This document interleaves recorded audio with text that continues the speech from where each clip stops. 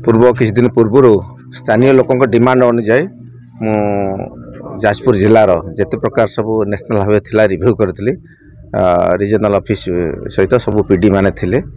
से डिस्कशन बेले समस्त समस्या विषय कथबार्ता होती माने चंडीखोल डुबुरी लाइन चंडीखोल पारादीप जो लाइन और केउझर जो लाइन जहाँ धन्यवाद दूसरी नेशनल हाईवे जाजपुर रोड पाखे से जो ओभरब्रिजटा खोली देइछन्ति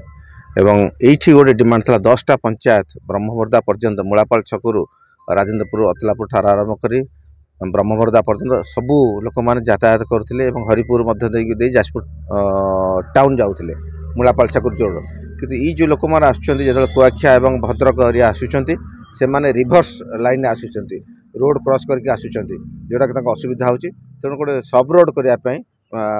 मूलापाल छकु थाना पर्यंत गोटे सब रोड करने डिमांड थिला सेटा आज नेशनल हाईवे पीडी को अनुरोध करते आसिक रिव्यू कर देखला तार कार्यानुष्ठान।